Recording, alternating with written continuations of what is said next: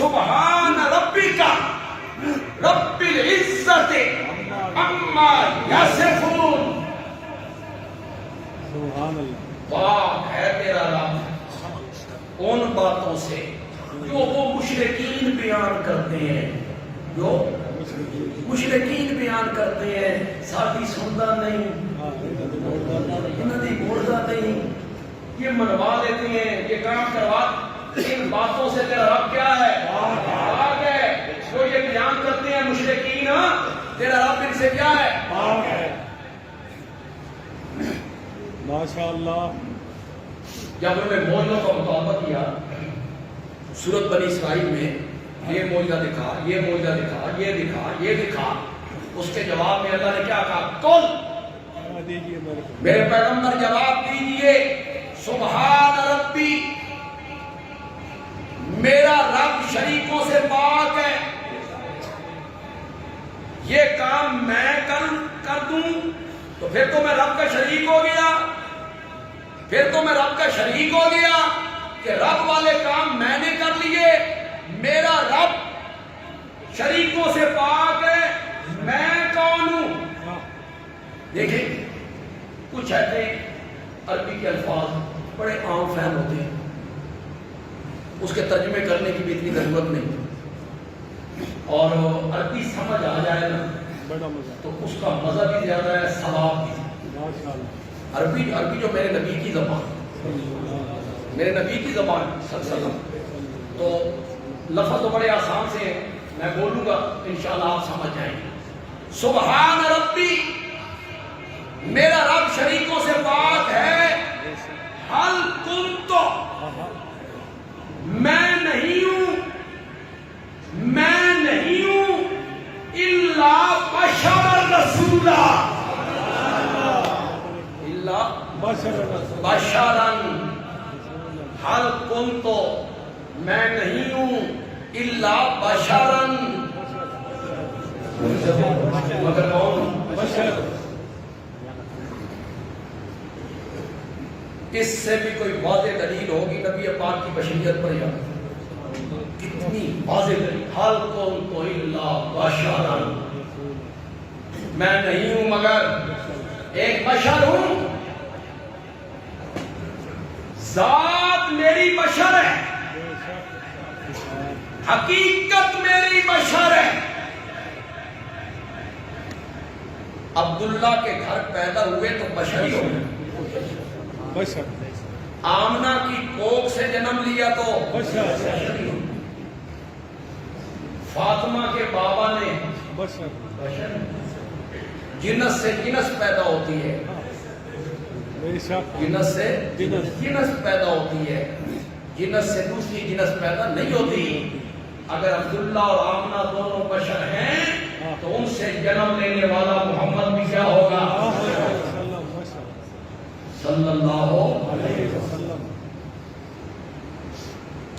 یہ 2-4 دن پہلے بڑا عید میلاد النبی منایا گیا ہمارے ملک میں.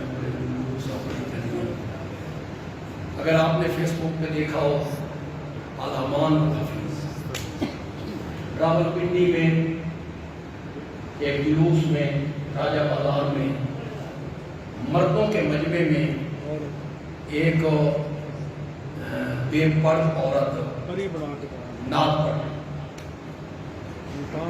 عورت نعت پڑھ رہی، اور اس شاہ کے رسول سن رہے ہیں. ملتان میں ایک خوبصورت لڑکی کو لایا گیا، اس کو حور قرار دیا گیا. حور ہے، وہ بیٹھی ہوئی ہے، اور اس شاہ کے رسول ایک جگہ پہ کچھ عورتیں ہیں، انہوں نے ہار اٹھائے ہوئے ہیں، تھرک رہی ہیں، ناچ رہی ہیں، گا رہی ہیں، اور صوفی کئی جگہوں پہ سڑکوں پہ ڈانس کر رہے ہیں، دھما چوکڑی مچا رہے ہیں.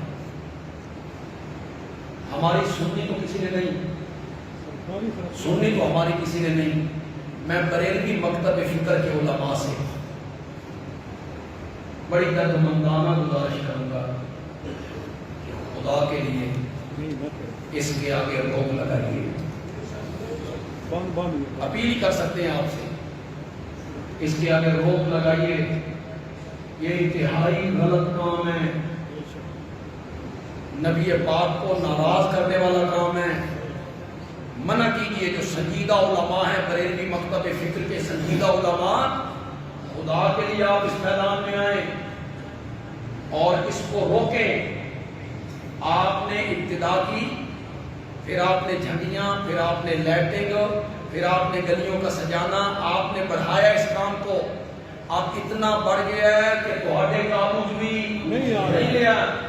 خدا کے لیے اسے کنٹرول کیجئے. استقلال آباد کالونی میں آج سے 4-5 سال پہلے وہ بازار سجتا تھا نا, سجتا تھا. آپ کیوں نہیں سجتا؟ بجلی بند ہو گئی. اس لیے کہ ان علماء کو احساس ہو گیا کہ یہ غلط کام ہے. وہاں لڑکیاں آ گئی, ربوے سے 100 کے قریب ملدئی لڑکیاں وہاں آ گئی. انہوں نے وہاں کے لڑکوں کو اپنے نمبر دے دیے. ایک لڑکے نے مجھ سے بھی رابطہ کیا کہ میں ربوے ہو آیا ہوں جی. وہاں یہ دھما چوکڑی مچائی گئی. وہاں کے علماء کو احساس ہو گیا کہ یار یہ مخلوط اجتماع ہے, لڑکے لڑکیاں, تو یہ بے حیائی کا کام ہے. مسجدوں میں اعلان ہوئے باقاعدہ, نکل جاؤ, نکل جاؤ, بازار سے نکل جاؤ, اعلان ہوئے. اب وہاں بازار نہیں سجتا. تو یہ راستہ جو اس دفعہ نکلا ہے, خدا کے لیے اس کو روکیے. کیک آپ کاٹتے ہیں, اس پر آپ نبی پاک کا نام لکھتے ہیں, پھر اس پر آپ چھری رکھ دیتے ہیں. اسے روکیے. بریلوی مکتب فکر کے جو سنجیدہ علماء ہیں, اچھے پڑھے لکھے, ان میں مولانا مفتی منیب الرحمان ہیں, اچھے سنجیدہ علماء ہیں ان میں. خدا کے لیے اس کو روکیے. ہماری اپیل کو سنیے گا. نالین پر درود لکھنا, نالین پر درود لکھنا, نالین پر نبی پاک کا نام لکھنا, اس کو سنبھالیے. کس طرف یہ لوگ جا رہے ہیں.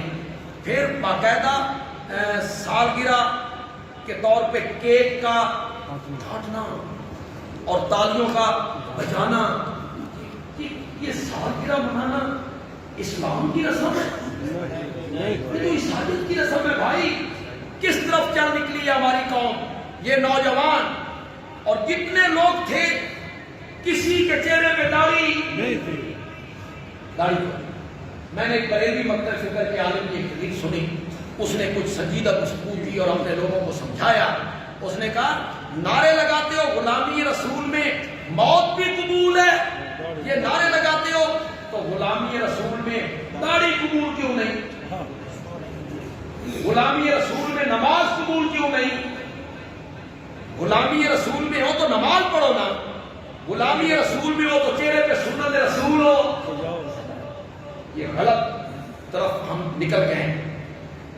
ہم نے تو بڑے روکنے کی کوشش کی, منع کیا کہ اس عید کی شریعت میں کوئی حقیقت نہیں ہے. صحابہ سے یہ ثابت نہیں ہے.